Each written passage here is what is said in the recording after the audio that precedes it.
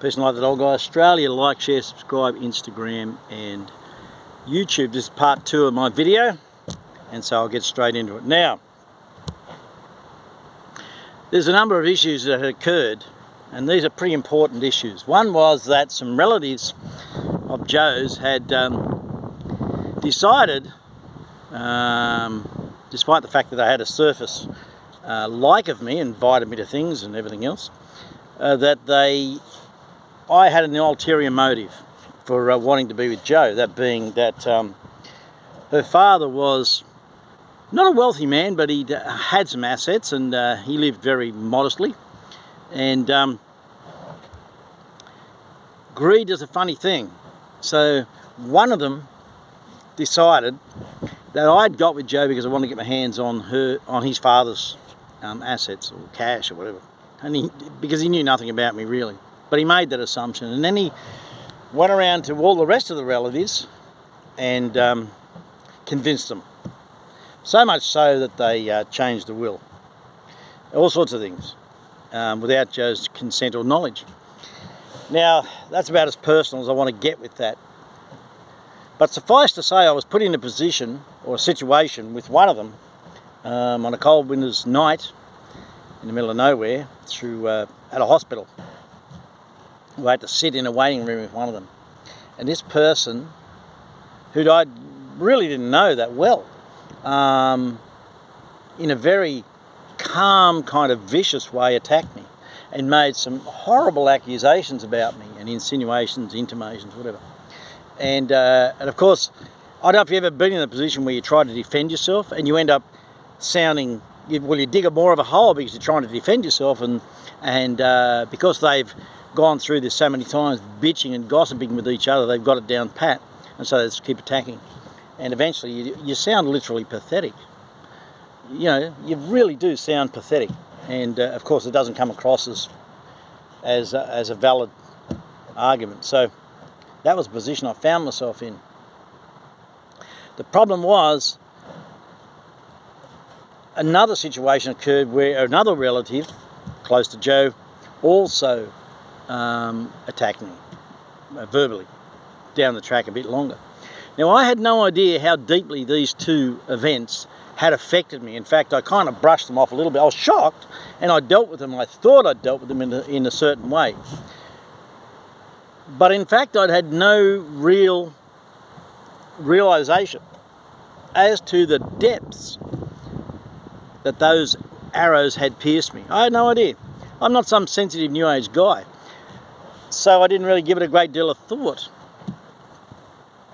So when it came up to the point where we started this build, it took many years to get the finance up and running and get the building done and the plans done and approved and all sorts of things.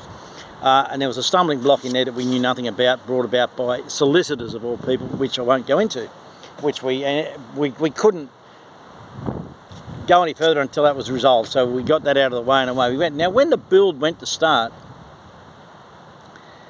there wasn't really a big issue with me, in as much as I was nervous about it, obviously, because it's a huge debt I won't go into, but nonetheless. But I was kind of nervous and excited. But as the building progressed, the nearer we got to completion, which is like now, we're only 2 or 3 weeks away, the nearer it got to it, the further up I went. You see? So in essence, for want of a bad term, I guess, panic, rose to a spear point, to a bright light, zoomed in to, from fan to beam. And it just exploded. I got to the point on that Saturday where I had the golf game and I played like rubbish, and my heart wasn't in it. I'm sorry, Paul, my head wasn't in it, nothing was in it. I was all over the park. I was elsewhere. I wasn't interested in too much. And I wasn't taking notice of the signs. Normally I do. I thought I'd dealt with it the day before, or 2 days prior. And because I thought I'd dealt with it, I took no more notice. So when this came about, because it doesn't happen that often for me, it really doesn't happen that often. For some people it happens daily, weekly, monthly, whatever, but for me it's not that big an occurrence. I'm a very practical person, I can deal with things quite well. So when it happened here, and I thought I'd dealt with it, when it rose up over here, I didn't take the notice of it that I should. I didn't give it its value. I didn't focus on it, I just let it go. And I wasn't thinking it was that because I already dealt with that a couple of days ago. So that was the foothold it needed, and in it came, and it just rushed me. Now, many of you watching this, and friends you may know who have some issues, struggling with, I hate the term, like mental kind of struggling with stuff, you know exactly what I'm saying.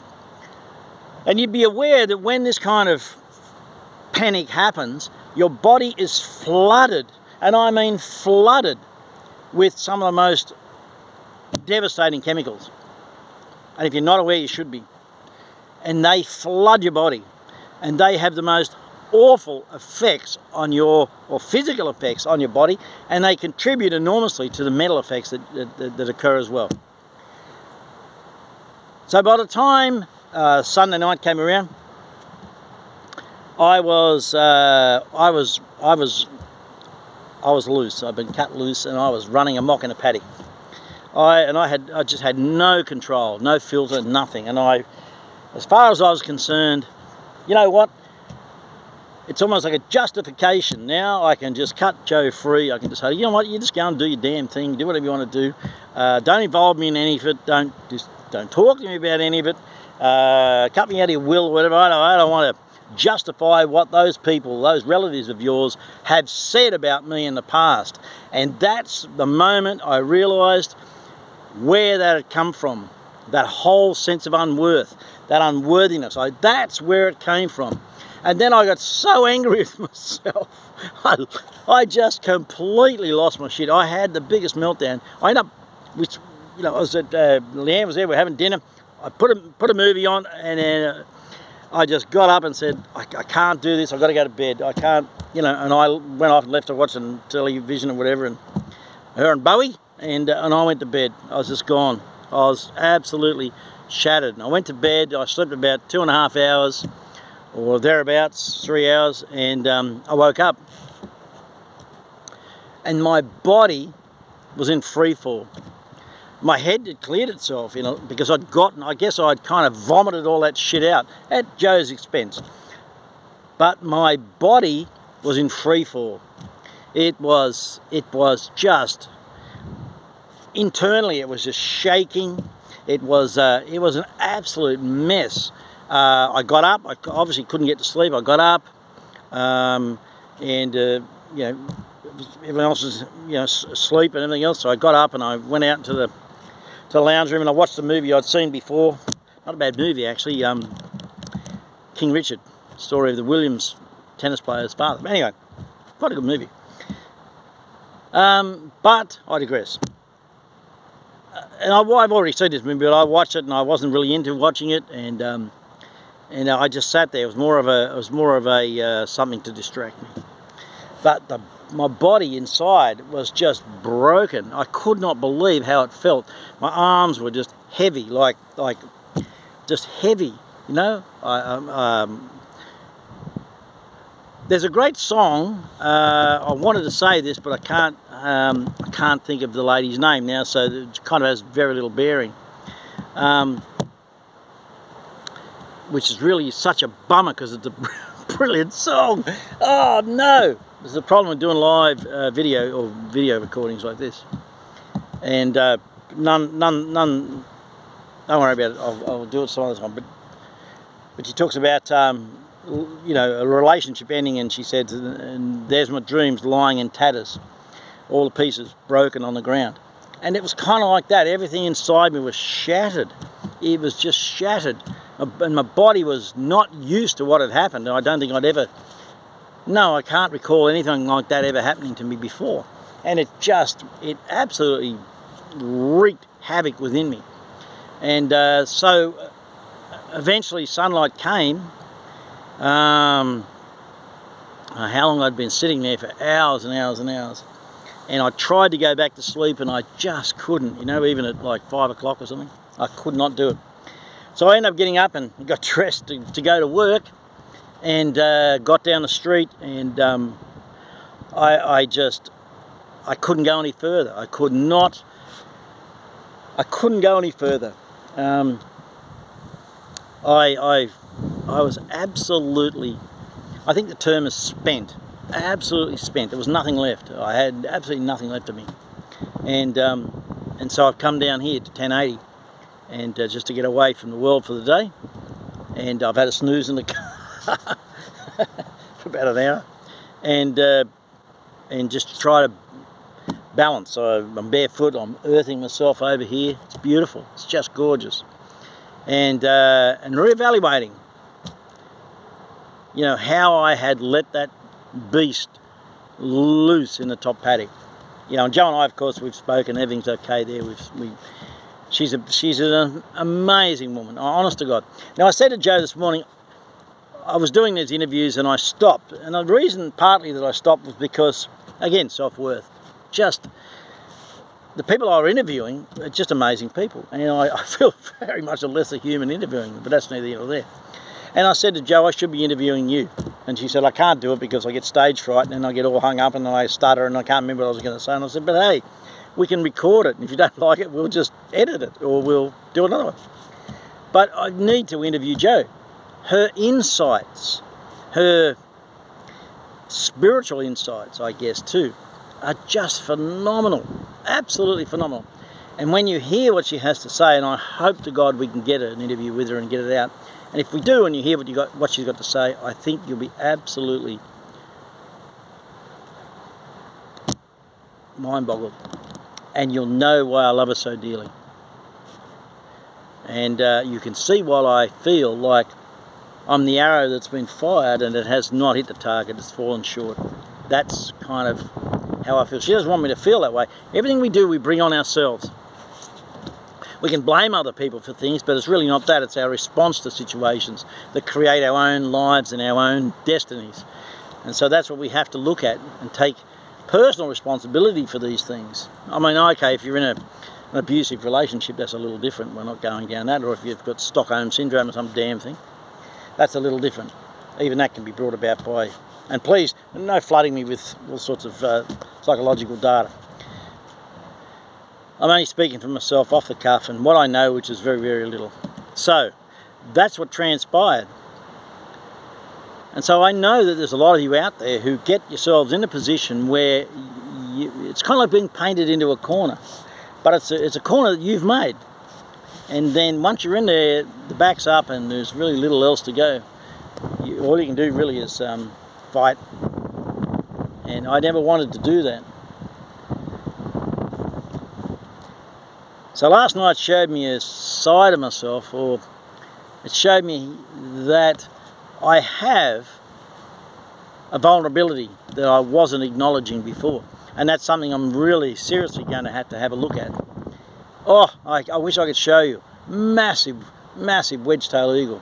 How beautiful. Sorry, I'm not going to move the camera. Oh, they're just some incredible animals. So, again, I urge people, and particularly men, if you're in a situation where, you know, your wife gets a shit with you, or you've developed into some cardboard relationship that has no colour or little life to it, he's going through the motions, maybe for the kids, or maybe because, you know, some sort of security, you're just living together as friends because, well, you have to divide the property, the cars, the money, whatever, you don't want to do that, or a business, who knows. Then I'll urge you to look at what you're doing. It's funny how your situation can affect not just yourselves, but others. It's like a ripple effect. And it's a very selfish thing when people just sit back and do nothing. It is very, very selfish. And it can also be, for men anyway, very cowardly.